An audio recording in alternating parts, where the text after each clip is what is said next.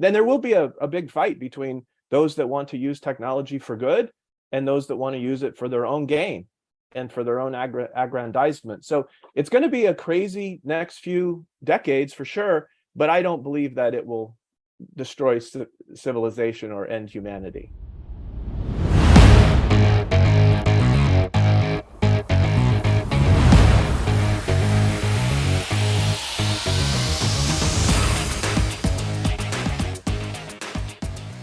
Good morning, good afternoon, or good evening, depending on where you're listening. Welcome back to AI and the Future of Work. Thanks again for making this one of the most downloaded podcasts about the future of work. I'm your host, Dan Turchin, CEO of PeopleRain, the AI platform for IT and HR employee service. I'm also an investor in and advisor to more than 30 AI-first companies, and as you know, a firm believer in the power of technology to make humans better. We learn from AI thought leaders weekly on this show, and the added bonus is you get one AI fun fact each week.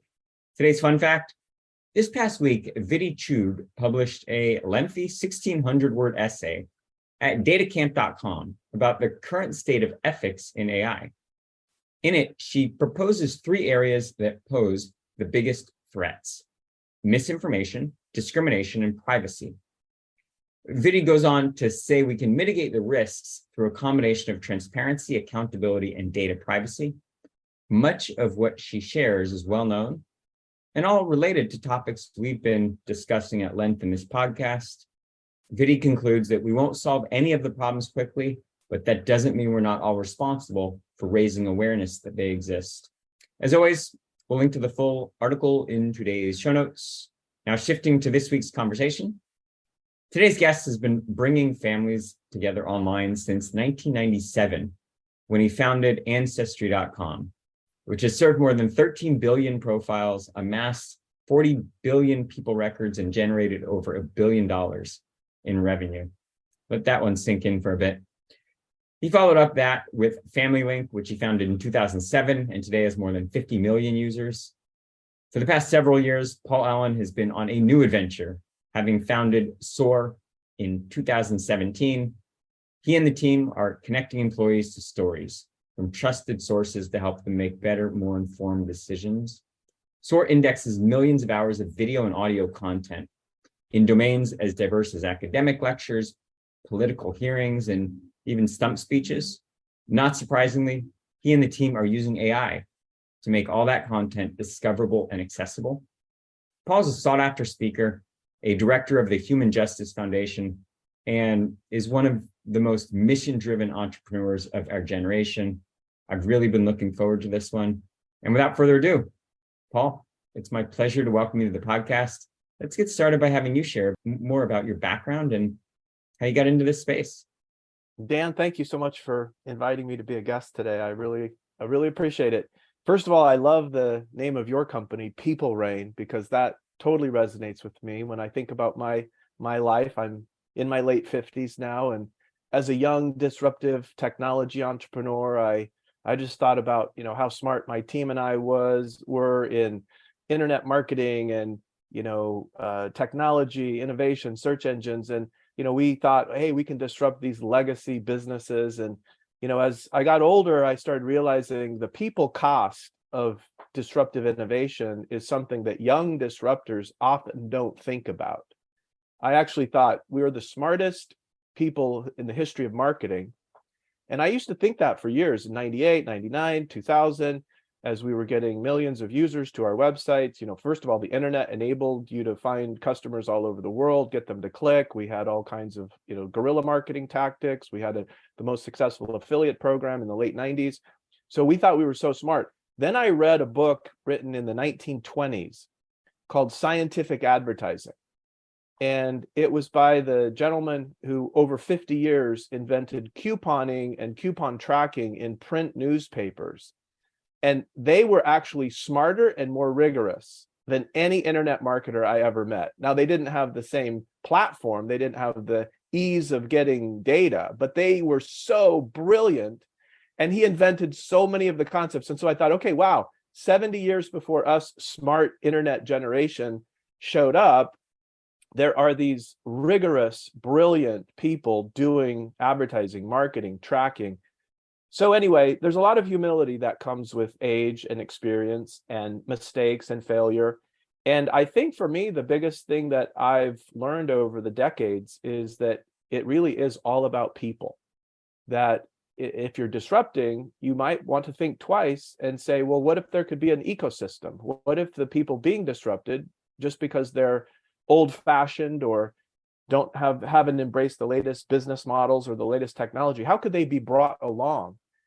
And I love people reign. I love humanity first, people-centric AI. I just think if more people globally could actually understand how incredibly empowered they would be at work and in life if they jump in and use AI, even today's versions, the whole world would move much faster towards human flourishing and human fulfillment. What's going to happen, though, is there will be a concentration. There will be governments using AI in oppressive ways, large for-profit corporations using it in exploitive and extractive ways, and the average person around the globe probably won't ever get much benefit from AI, at least not for many, many years. I mean, there's just a lot of people that don't even know GPT-4 exists, let alone the thousands and thousands of cool applications that are being built on top of large language models. So anyway, long-winded introduction, but I'm happy to resonate with your mission to help people be better and uplift humanity overall with the tools that AI brings. We were becoming fast friends before we started the recording, sharing our respective whys. And I was really inspired by yours. Can you share with our guests what is your why? It's a great question. I did take a why assessment. My friend, Dr. Gary Sanchez from New Mexico, learned a lot from Simon Sinek over the years, was coached by Simon Sinek, and then he created a why assessment. So according to Dr. Sanchez's why OS, my why is to build a better way.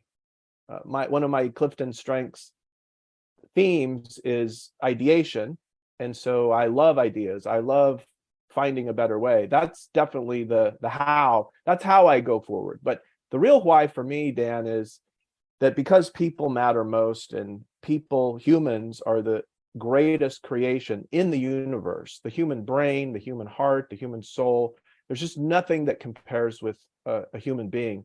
So my view is that my life mission is to help every person fill the measure of their creation. What were they created to do? What were they designed to do? What were they born to be? What is their full potential?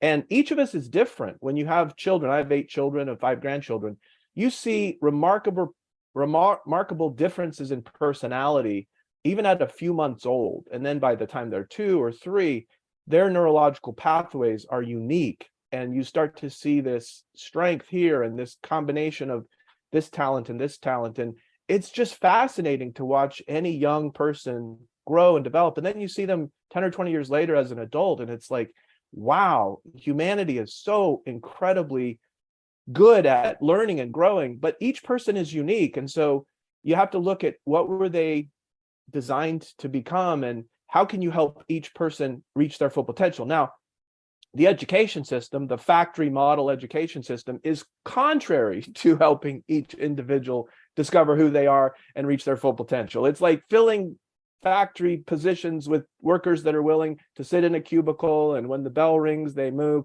And so factory model and cubicle-based workplace situations are not conducive to individual flourishing and helping people reach their full potential. So, but I do think that there is a possibility in the coming years. I think remote work, I think what Mark Andreessen said about decoupling geography with our livelihood will enable more people to live in the country if they choose to, and have a more rich quality of life with nature and animals and farm and faith and family and all the things that make life worth living. So I actually am super optimistic that there's a lot of change happening, and whenever there's change, there's good possibilities and bad possibilities. But yeah, that's my why. It's all about helping each person reach their full potential. With 8 kids, you're well qualified to have an opinion about what's the learning environment that's most conducive to help every child, every human achieve his or her potential. What is the future of learning in your estimation? Well, we were very careful with our youngest children as we started having children, and then over time, picking the right type of school for each one. We did private, we did public, we did charter schools, and we did flirt with homeschooling, but never chose that. Now today, millions of people are homeschooled, and I think that could be a really useful way to individualize the curriculum to each person. But we had amazing schools and brilliant, caring teachers. I could think every one of my kids has a favorite teacher or favorite teachers that really positively shaped their life. My oldest daughter is a published author. She's 34, and her favorite teacher, Justin Kennington, will forever be in the Hall of Fame in the Allen family, because he was so good with teaching writing and English and thinking. And she tried for 10 years to become a published author. She had a part-time job and that didn't require much thought work. She'd come home and write 2 hours a day. She wrote hours and she wrote multiple novels before she got an agent. And then the agent finally got her an offer from a publishing house. And then finally, that agent took the first offer and turned it into a 6-figure deal with a bigger publishing house. And now she's writing her 4th book. It comes out in a week. And she's got 5-star review. Anyway, she's 34. She wanted to be J.K. Rowling when she was a 12-year-old, and she read every copy of every version of Harry Potter. So for us, we did the best we could with what we knew. Now, by the time you're a grandparent, you actually understand psychology and parenting way better than you did when you were young parents, and it's kind of too late for you. But hopefully, our kids will all turn out okay. But I just think there's way better options for personalization of the learning journey and hybrid choices for schooling that didn't exist in the 80s and 90s when our kids were being born. It's ironic that we're here talking about technology and artificial intelligence specifically, and yet you and I are open about our why being related to making humans better. And it's really about, bringing more of the best of humanity to bear. How do you reconcile the fact that many think that AI is potentially the end of humanity and it poses all these risks, when we can still be vocal advocates of AI and think about how AI makes people better? Well, I am a person of faith, Dan, and I believe in a divine creator. I believe that there is a purpose for the earth and its creation. I don't think it was accidental. I don't think it was just chaos somehow, molecules somehow, spawning, not only cellular life, but then plants and then animals and the various kingdoms, the various species and genuses and all these things. Like, my father was a classification scientist for decades. He actually classified all inert matter that could be used in manufacturing, all the raw materials, the properties of woods and metals and plastics and ceramics, all the machinery that could be used to transform raw material into higher value finished goods. His software was used by Boeing and Westinghouse and Caterpillar and Lockheed Martin. My father was this genius classification scientist and engineer and computer-aided manufacturing. He had a laboratory in the 1970s at his university. So as I watch my father classify all things, there's no way that this is all random chance, that the particles of the universe and the laws of the universe, they're not random. Okay, so if you believe in God and in a loving creator, then AGI is no way going to be the end of civilization. Like all tools that were invented, language, fire, the engine, all of the modern technology advances, and even the ones from thousands of years ago that allowed civilizations to build massive pyramids or water systems, aqueducts. There's just always been technology and tools. And for me, this is the most extinction of humanity. I believe that a loving creator would want us to all find the ways and the best means for humans to prosper and thrive. And now we'll get in the way of it with political corruption and greed, and the human nature tends to want more than your neighbor, and so we have to deal with that. And obviously we have major problems when evil people or or unkind people use tools or systems in exploitive ways. So I think that's the biggest challenge we have. But then there will be a big fight between those that want to use technology for good and those that want to use it for their own gain and for their own aggrandizement. So it's going to be a crazy next few decades for sure, but I don't believe that it will destroy civilization or end humanity. I've been really excited about this conversation because of this element of it, the mission-driven entrepreneur that is Paul Allen. But also, I got excited when I used Citizen Portal and learned more about Soar and the work you've been doing, and kind of how it connects some of the common threads through your career. First off, give the audience a sense of the founding vision behind Soar, and then maybe if I could tee up a second question, what does Soar look like pre and post generative AI? Great questions. Soar is what we call an AI studio. You've probably heard about venture studios or venture labs or venture builder models. And so in this case, we're not asking entrepreneurs to come in and come up with ideas and, let's go spin off a dozen or 15 companies. In this case, we've already identified 17 vertical markets that the Soar video transcription, search engine, and added conversational AI layer could work beautifully on top of. And while a lot of investors say, Paul, just focus on one thing, I'm like, no, we'll focus on building a tech stack that can be reused 17 times in markets where we're not starting from scratch. We're finding a legacy partner or partners who are 10 years old, 15, 50 years old, 70 years old, and they are the leading brand in their industry, but they're going to be disrupted by a pure play AI company in the next 2 to 3 years. Their value is going to plummet, and they don't have AI in their DNA.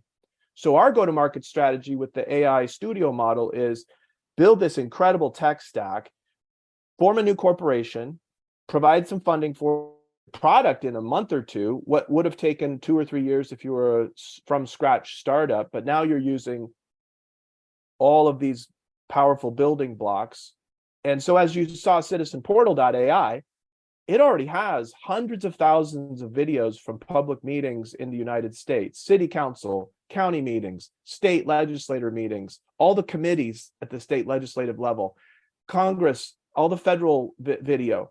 It's basically C-SPAN times 100 or C-SPAN times 1,000, but with a powerful search engine of every word spoken in every meeting. And what's coming soon is an AI layer that allows you as a citizen to have a CitizenGPT that actually can answer any question about what are your elected officials doing and saying?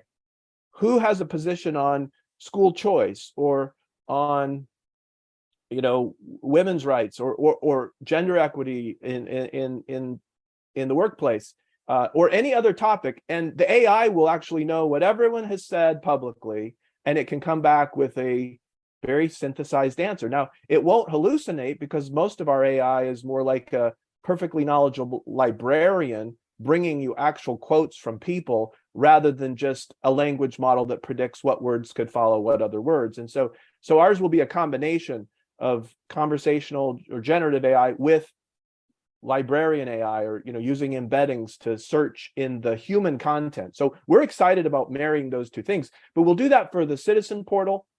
We're launching a faith portal that will index millions of sermons all across the world every week.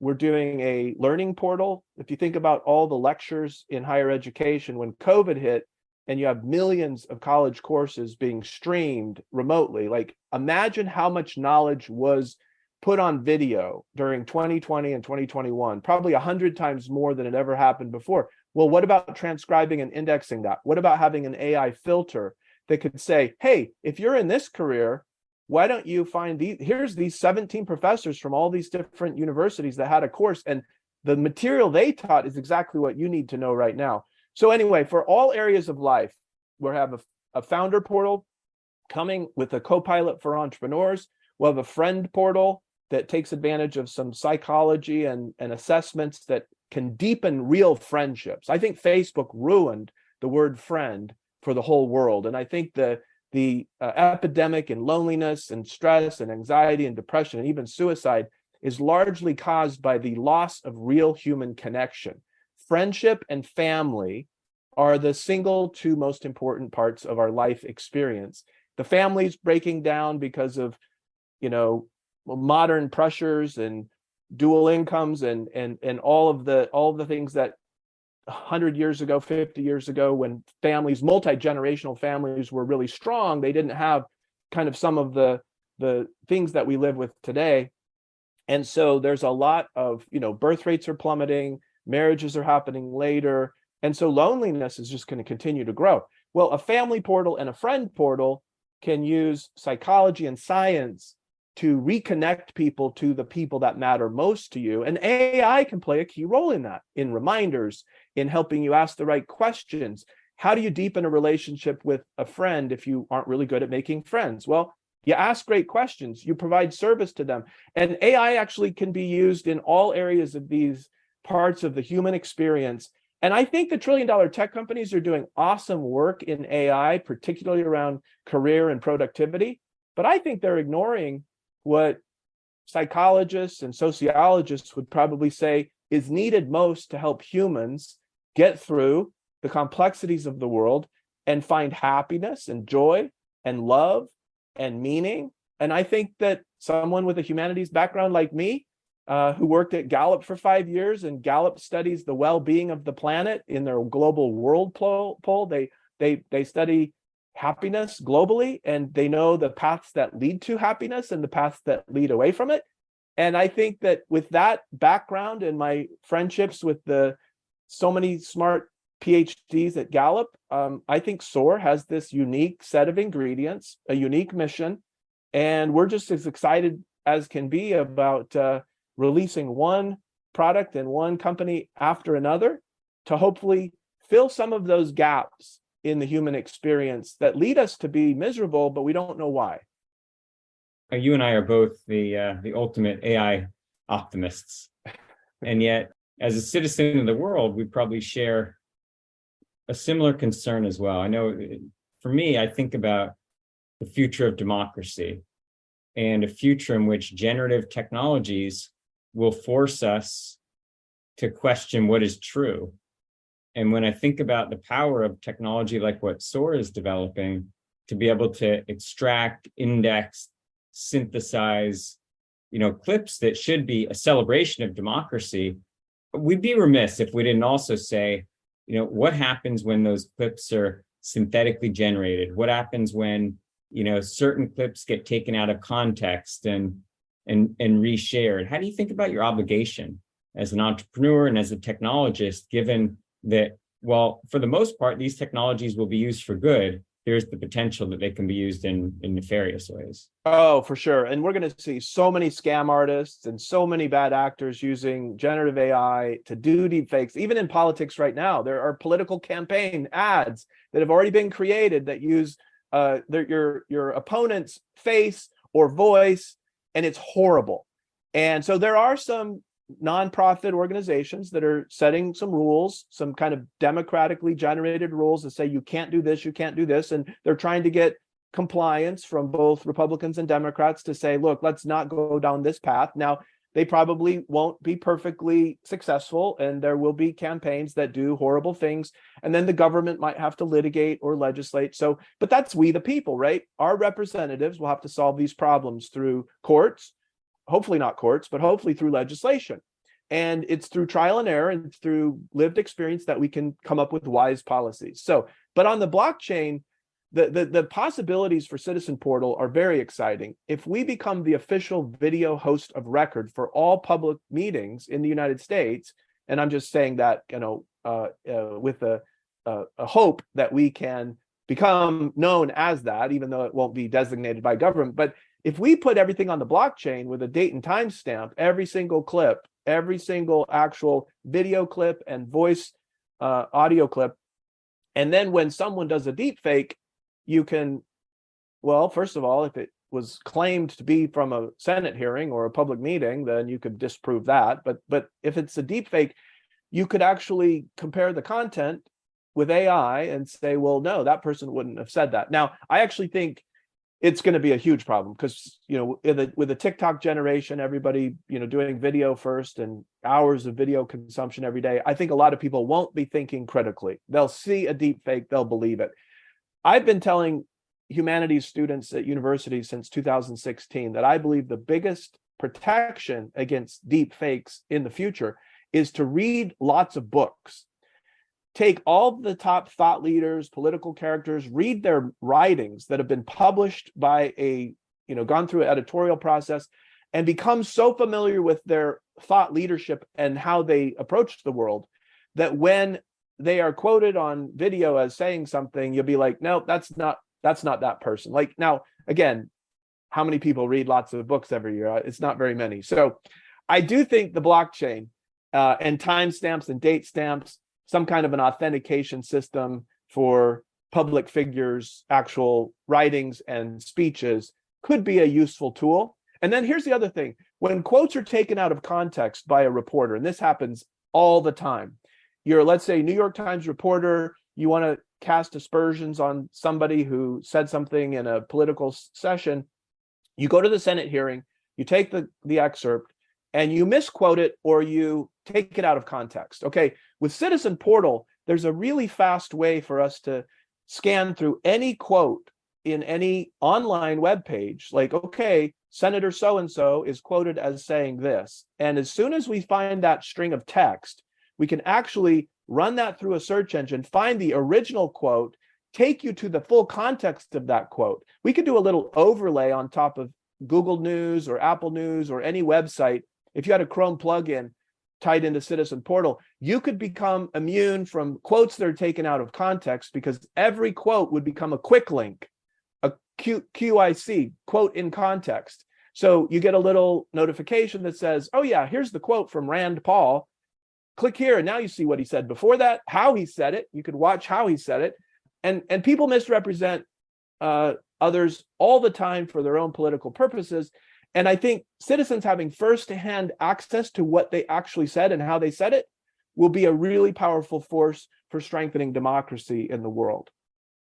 We're at a point in the development of generative AI technologies where everybody is thinking about how we regulate them, but there's no clear answers and not really even a path to how the publishers and how the technology companies are regulated. As a publisher, how do you think you should be held responsible for the implications of the content that you provide and potentially maybe, the decisions it leads people to make that, may have unintended consequences?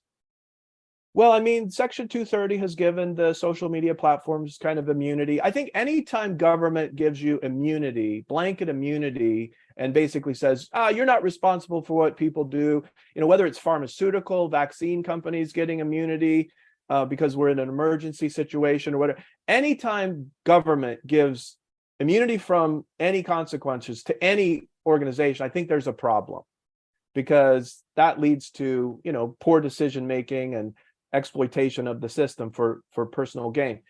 So for me, I think, okay, well, we need to be unbiased in how we build our AI. We want to be ethical. We have a great relationship with SHRM, the Society for Human Resource Management.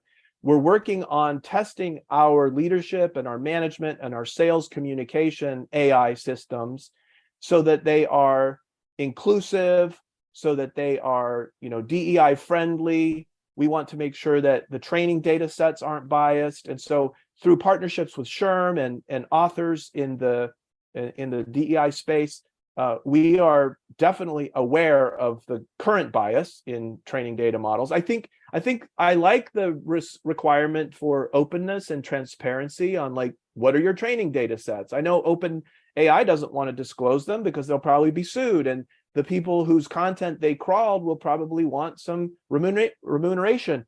And I think that openness and transparency is important. Now, Google, when they did the Google Books project and it was taken to court, they were actually approved by the courts to show snippets from any book. In other words, they could store every word from every book in their database as long as they only showed the searcher a snippet from the copyrighted material. Now, that's a really interesting court ruling. I don't know whether that kind of ruling will happen in the LLM training space, but it probably will. And if not, legislators will tackle this. I've actually been really impressed. In the 5 to 10 to 20 years ago, I was embarrassed by members of Congress whenever they would have a hearing on technology. It was actually quite laughable sometimes what they would say about the internet as, a series of tubes or whatever they called it. And, Orrin Hatch once asked Mark Zuckerberg, well, if you don't sell Facebook, what's your business model? Like, well, it's advertising, Senator. So there was a lot of lack of understanding. But the AI hearings with Sam Altman, that 3-hour hearing, oh my goodness, every single participant was fully prepped. They had the right guests there, I thought. One counter voice, which was really interesting, but the Democrats and Republicans and their staffers did a great job of understanding. I think there is a real acceptance that AI is so powerful that even politicians who are often late to the party really need to get their hands around it. They need to understand it. They need to use it. Now, I'm not a fan of slowing things down. What I'm a fan of is as much self-regulation as possible. So, for example, when you think about rating AI applications, I think G2.com, one of the greatest websites in the world for entrepreneurs to pick products, Capterra, same thing. Imagine a rating system for all AI tools and applications. Okay, is this tool or application manipulative, coercive, exploitative? Is it going to cost humans their dignity or whatever? Like a lot of tools, keystroke tracking, surveillance cameras, all the AI that they might use to kind of track workers on their bathroom breaks. I mean, that's horrible. That's Taylorism from 100 years ago with Orwellian, ingredients added to it. That's horrible and dehumanizing. But if you could find a co-pilot for every role in every company, customer service, HR, legal, finance, marketing, they all have a co-pilot. Well, is that co-pilot what I call pure AI?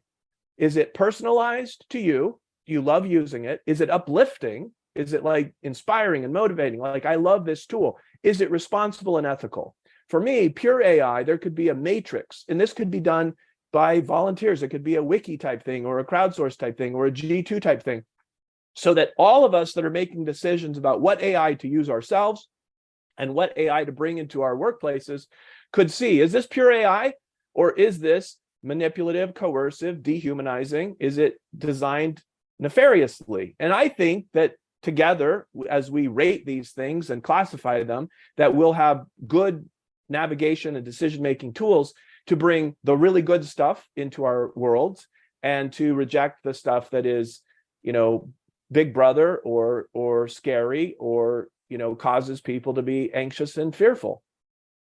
Well, unbelievably, we're almost out of time, but we're going to have to continue this conversation in a follow-up. I'm learning a lot. I love your passion. So much to unpack just in that last answer. And I'm glad to hear that you're working with SHRM. We actually had a guest on this podcast named Guillermo Correa, who's the head of SHRM Labs.